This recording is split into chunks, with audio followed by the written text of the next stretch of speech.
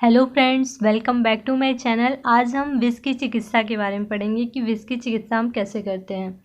अगर किसी ने गलती से विष का सेवन कर लिया है या फिर अगर किसी ने उसको मारने के उद्देश्य से उसको विष दे दिया है और उसने अनजाने में खा लिया है, तो उसकी चिकित्सा हम कैसे करेंगे उसके बारे में हम पढ़ने जा रहे हैं। विष की चिकित्सा यहाँ पे हम आयुर्वेद के अनुसार विष की चिकित्सा कैसे करते हैं उसके बारे में हम पढ़ेंगे। सबसे पहले हम देखते हैं कि विष की चिकित्सा के जो उपक्रम होते हैं वो कितने तरह के होते हैं।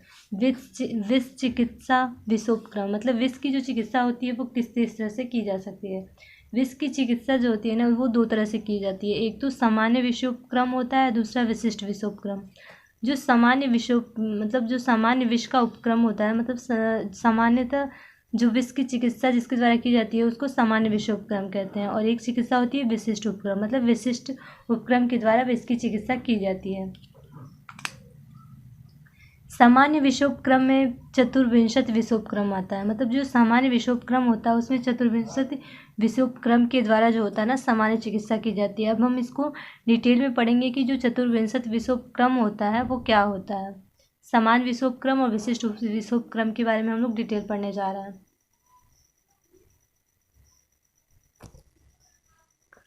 अब हम सामान्य चिकित्सा के बारे में पढ़ने जा रहे हैं। हमने बताया कि जो विष की चिकित्सा होती है वो दो तरह से की जा सकती है। एक तो सामान्य चिकित्सा होती है, दूसरा विशिष्ट चिकित्सा होती है। अब हम यहाँ पे सामान्य चिकित्सा के बारे में थोड़ा सा जानते हैं कि सामान्य चिकित्सा क्या होती है। इस क्रम के अंतर्गत उन विधियों का निर्देश किया जाता है जिनको आवश्यकता अनुसार सभी प्रकार की विषाक्तता में अपनाया जा सकता है। जहाँ विषाक्तता के स्वरूप का स्पष्ट पता नहीं चल पाता है वहाँ भी सामान्य चिकित्सा क्रम का ही आश्रय लिया जाता है। मतलब सामान्य चिकित्सा क्रम में ये बताया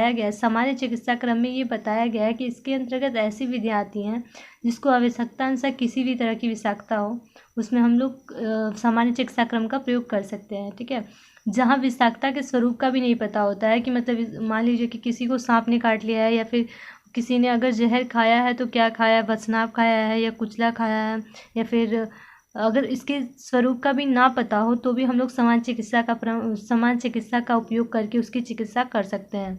मतलब सामान्य चिकित्सा के अंदर मतलब हम किसी भी तरह की विष की चिकित्सा या फिर उपचार कर सकते हैं आसानी से।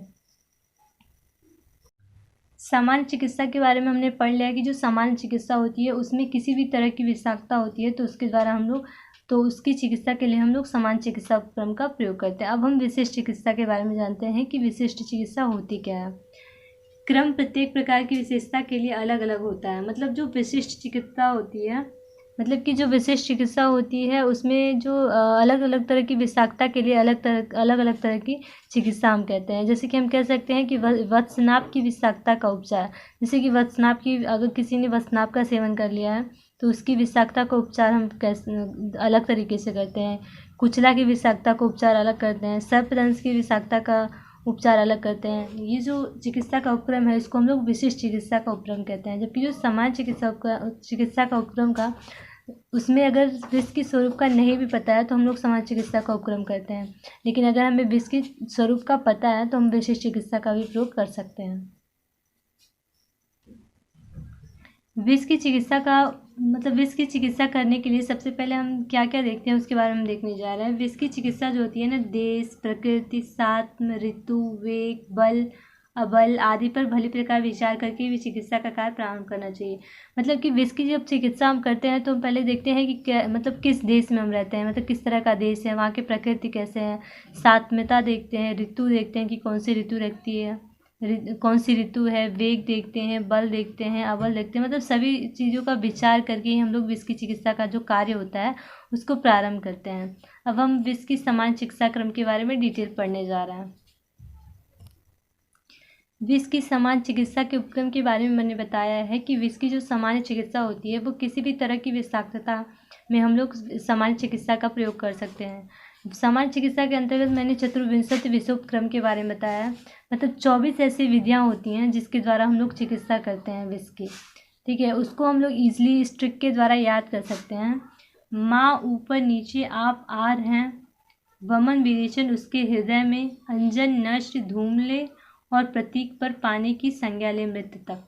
मतलब ये जो है 24 जो चतुर्विंशति विषोपक्रम है इसके द्वारा हम लोग उनके नाम याद रख सकते हैं। हमने बताया आपको माँ ऊपर नीचे, मतलब उसके मौ से मंत्र है, मौ से मंत्र है, और मौ मतलब माँ जो बोला गया है उसमें जो अ है उससे अरिष्ट बंधन है। उसके बाद है ऊपर नीचे, ऊपर से उत्कर्तन और नीचे से निष्पीड़न। न से निष्पीड़न बताया मैंने।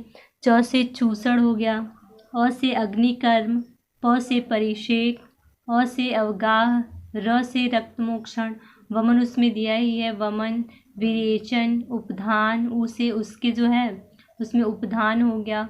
हृदय आवरण, हृदय वहाँ पे लिखा है, बोला है मैंने, वहाँ पे हृदय आवरण हो गया, अंजन हो गया। न से नश्य है, धूम, लेह, औषध, प्रशमन, प्रतिशारण, प्रतिविष, संज्ञा स्थापन, लेप और मृत संजीवन। मतलब ये 24 ऐसी विधियां हैं। ये जो ट्रिक हमने बताया आपको ऊपर, माँ ऊपर नीचे आप आर है, वमन विरेचन उसके हृदय में, नश्य धूम ले और प्रतीक पर पानी की संज्ञा लें, इसके द्वारा हम याद कर सकते हैं। जैसे मैं बता रही हूँ यहाँ पे आपको, म से मंत्र हो गया, और इसके अ से अरिष्ट और अ से अरिष्ट बंधन हो गया, ऊ से उत्कर्तन हो गया, नीचे जो है उसमें उसके नौ से निष्पीड़न, चौ से चूसण हो गया आप से अ से अग्निकर्म हो गया, प से परिषेक हो गया, आर में अ से अवगाह हो गया, र से रक्त मोक्षण हो गया। फिर यहाँ पे वमन है, वमन होता है, वमन के द्वारा हम लोग चिकित्सा करते हैं, विरेचन के द्वारा चिकित्सा करते हैं।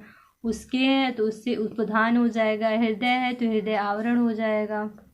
फिर यहाँ पे अंजन है, अंजन एक प्रोसेस होता है जिसके द्वारा हम लोग सामान्य चिकित्सा उपक्रम में हम लोग प्रयोग करते हैं। नश्य के द्वारा भी करते हैं, धूम के द्वारा भी करते हैं, ले से हम लेह लेंगे, और से औ से औषध लेंगे।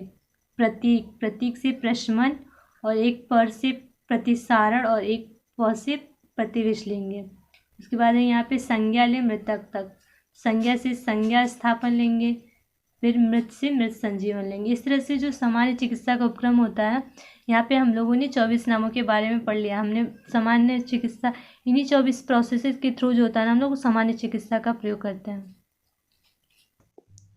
विष की चिकित्सा का ये पार्ट फर्स्ट है, जिसमें हमने विष की चिकित्सा का थोड़ा सा इंट्रोडक्शन दिया है कि विष की जो चिकित्सा होती है वो 2 प्रकार से होती है।